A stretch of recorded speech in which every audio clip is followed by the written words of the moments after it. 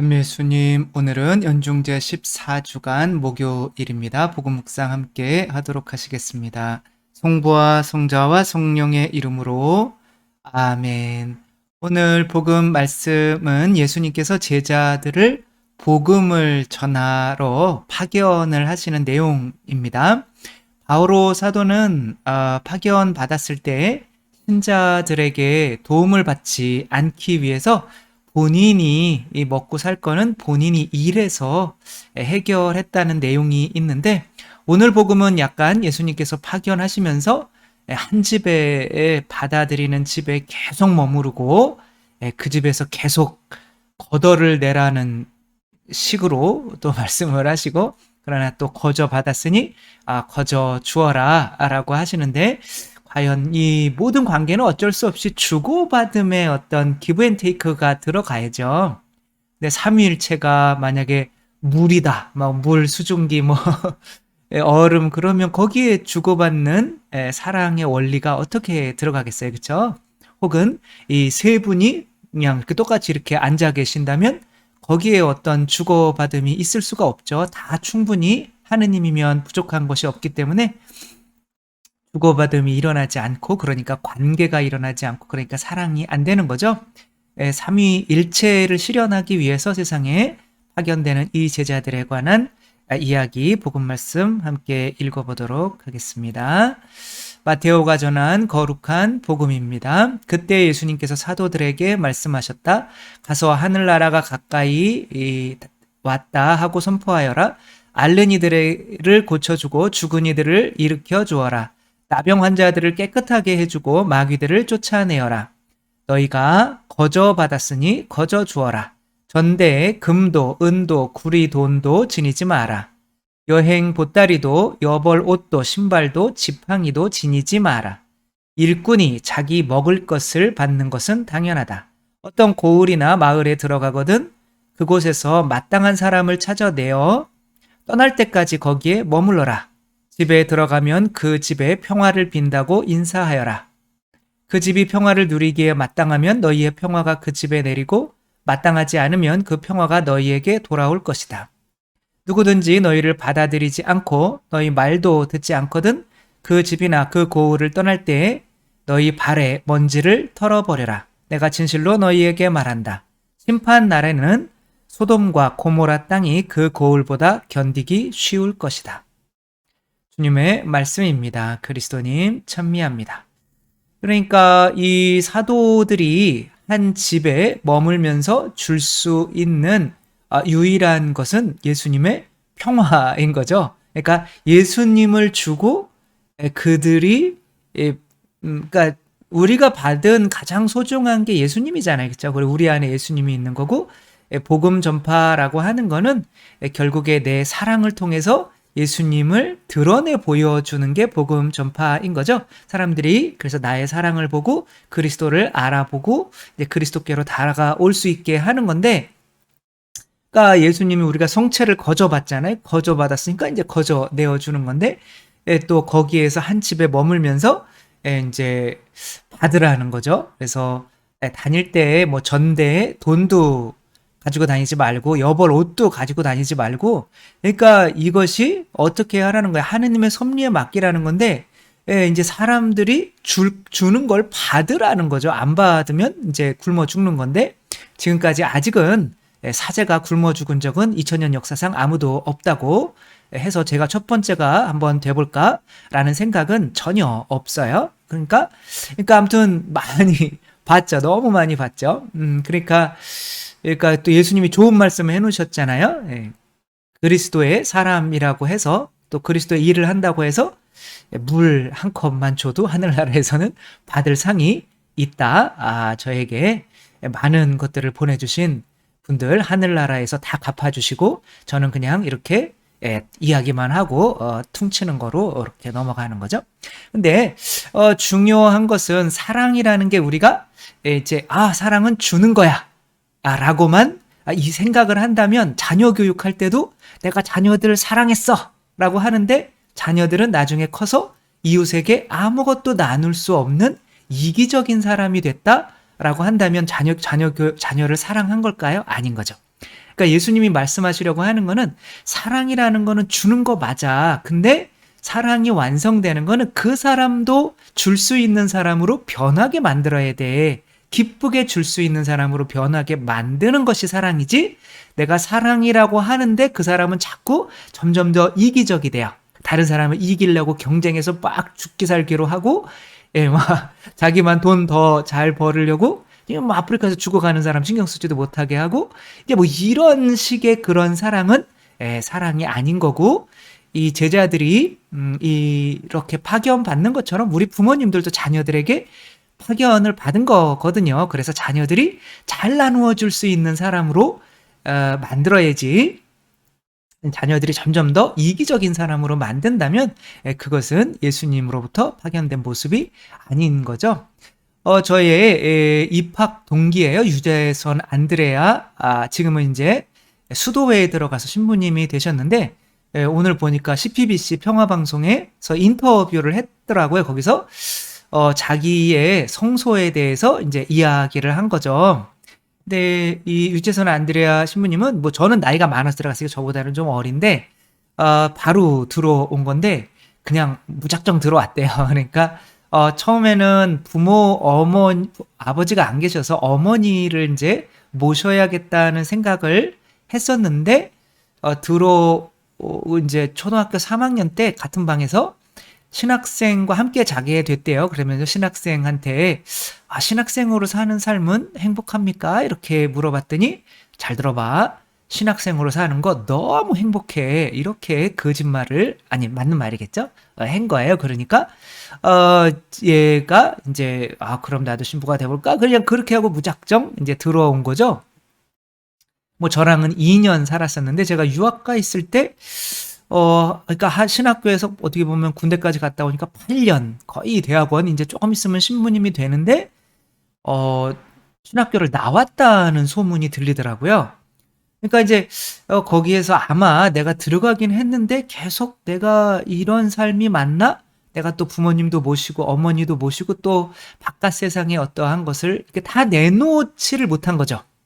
그런데 이 신부님한테 저기를 추천서를 써줬던 아버지 신부님이 이제 기도를 해봤는데, 기도의 응답이 너는 어떻게 해서든 신부가 될 거다라는 응답을 받았다고, 이런 말씀을, 전혀 위로가 안 되는 말씀을 해주셨다고 하더라고요. 그래서 그러니까 본인은 그때 믿지도 않았대요.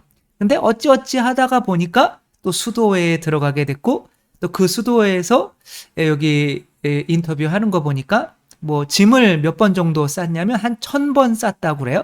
그러니까 수도회에 있으면서 매일 짐을 쌌다 풀었다 한 거죠. 내가 내 자신을 바쳐야 되나 말아야 되나, 바쳐야 되나 말아야 되나.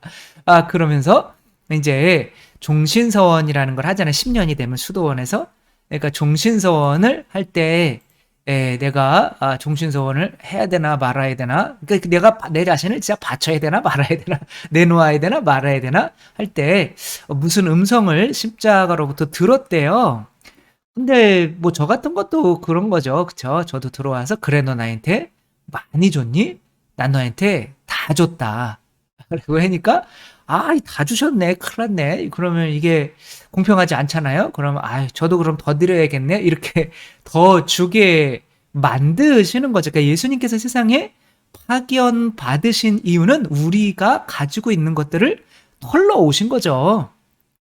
아담과 하와가 바치지 못했던 그때 에덴 동산에서 그것을 다시 바치게 만드는 거, 그래야 순종할 수 있는 거죠. 그쵸? 내 거를 내어놓을 줄 아는 사람이 순종할 수 있는 거지. 나는 뭐 전혀 성당에 뭐 주님께 바치기지를 않을 거예요. 그러나 그냥 사목회 위원으로서 제가 순종하는 봉사 생활은 열심히 할게요. 그거 거짓말이에요. 그러니까 돈을 풀지 않는, 지갑 먼저 열지 않으면 다른 거는 순종하는 건 거짓말이에요. 그러니까 돈을 푸는 게 제일 쉬운 거예요. 그러니까 그래서 봉헌을 할 수가 없다면 다른 거는 절대 할 수가 없는 거죠. 그래서 예수님께서 이 가난한 과부의 헌금하는 거 얼마 내나 이렇게 보는 거죠. 그리고 이렇게 많이 그래도 내시니까 자기 가진 것의 전부를, 액수로는 얼마 안 되지만 전부를 바칠 수 있게 된 거니까 예수님께서 흐뭇해 하시는 거죠. 그러니까 사제가 이런 모습이어야 하는 것 같아요. 근데 저도 아직도 통장에는 이렇게 돈을 좀 이렇게 통장을 이렇게 줄이려고 하는데 그게 참 쉽지가 않고 뭐 그렇다고 많은 건 아니지만 자꾸 이렇게 내가 하루하루 그냥 주님의 섭리에 맡기려고 하는 그렇게 내어줄 수 있을 때 또 그런 걸 통해서 또 누군가도 이태석 신부님처럼 또 본받아서 거기 또 아, 또 의사가 되려고 신학생이 57명인가요? 거기서 생기는 어떤 그런 나도 내어놓아야지 하는 이런 마음이 생기는 거죠. 그러니까 내어놓는 것과 순종은 같은 말인 거죠. 그러니까 내가 물질을 주님께 내어놓지 못하면서 주님께는 순종할게요 라고 하는 거는 거짓말인 거죠. 그러니까 내어놓을 수 있는 사람으로 이렇게 만드는 것이 곧 우리가 이제 파견 받는 거죠.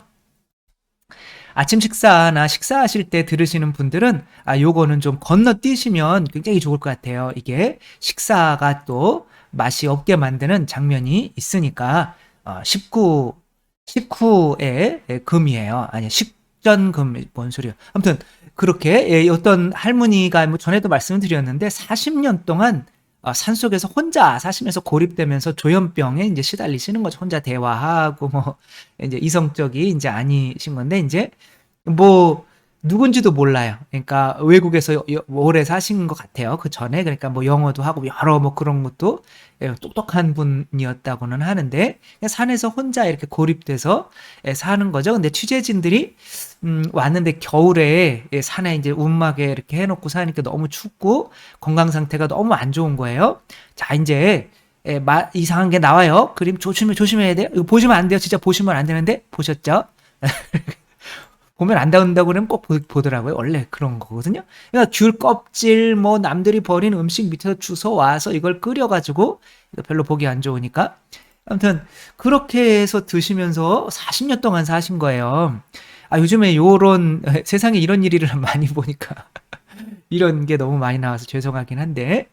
근데 이제 이분을 이제 치료를 시켜드리려고 내려가자라고 하는데 내려가겠어요? 안 내려가겠어요? 난 안 내려가. 우리 집이 있는데 어딜 내려가? 막 그러는 거죠.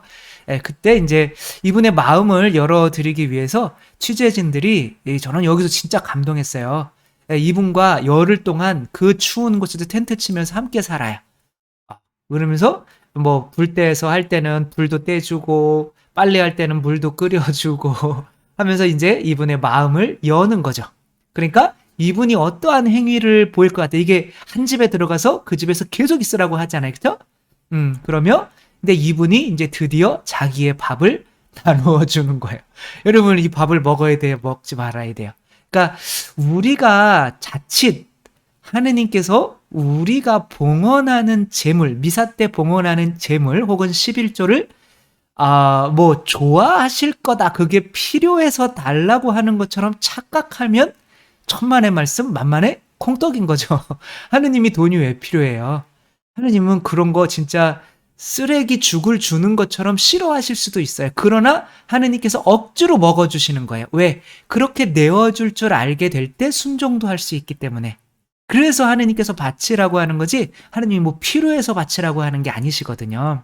근데 이분도 이제는 10일이 열흘 동안 그렇게 지내니까 제작진들에게 자기가 주워와서 그냥 대충 끓인 김치하고 뭐 그냥 쌀하고 넣어서 이렇게 한 거를 주는 거예요. 그런데 제작진이 먹어야 돼요, 안 먹어야 돼요? 맛있게 먹어주는 거죠.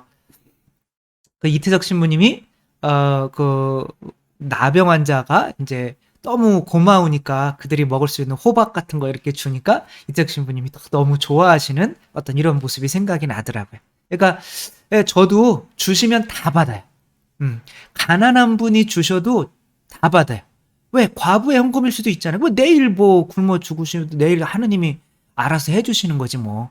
일단은 그렇게 그래서 저한테 어떤 주교님이 저도 이제 받는 게 저는 사랑이 주는 것만이라고 생각했는데 전에 있었던 최덕희 주교님께서 전신부 받는 것도 사랑이야 이렇게 말씀을 하시더라고요. 그게 맞는 거죠. 사실은 사랑의 완성은 내가 사랑을 해줘서 그 사람이 나에게 기쁘게 내어줄 수 있을 때 그리고 그것을 받을 때 완성되는 거죠. 그러니까 이분도 그렇게 이제 요거를 퍼주면서 제작진들이 이렇게 하면 제작진들에게 어떻게 하겠어요? 순종해서 거기를 버리고 내려와서 이제 의사를 머리에 새집 지으신 의사를 이제 만나셔서 죄송합니다. 아무튼 그래가지고 여기에 이제 입원 치료를 받으시면서 몸이 굉장히 허전이 되셨죠. 네, 사랑의 완성은 무조건 그 사람도 기쁘게 내어줄 수 있는 사람, 다른 사람에게 혹은 나에게 기쁘게 내어줄 수 있는 사람으로 만드는 것. 만약에 이런 것이 사랑인 줄 알았다면 우리나라 노인 빈곤율이 세계 1위일 수는 없겠죠. 그죠? 자식들이 부모에게 많이 주겠죠. 그런데 부모는 자녀들에게 다 줬어요. 그러니까 노인 빈곤율 1위가 된 거예요. 다 줬는데 자녀들은 줄 아는 자녀들로 키우지를 못한 거죠. 그냥 주는 것만이 사랑이라고 생각을 했던 거죠. 그러나 사랑의 완성은 디펙 초프라처럼 자식들에게 너 다른 거 하지 말고 주위 사람들에게 어떻게 행복하게 해줄까 그것만 생각하고 살아 라고 이렇게 자식들에게 이야기한 것처럼 그런 식으로 하는 것이 베풀 줄 아는 사람으로 만드는 것이 진짜 사랑이라는 거 생각하며 또 저희들도 저희가 누군가에겐가 분명히 파견받았어요. 그쵸? 그 사람에게 내가 먼저 베풀면서 그 사람도 베풀 줄 아는 사람으로 이렇게 복음을 전할 수 있는 우리 모두가 되었으면 좋겠습니다. 주님께서 여러분과 함께 전능하신 천주 성부와 성자와 성령께서는 여기 모인 모든 이에게 축복을 내리시어 길이 머물게 하소서. 주님과 함께 가서 복음을 전합시다. 하느님 감사합니다. 성부와 성자와 성령의 이름으로 아멘. 감사합니다. 사랑합니다.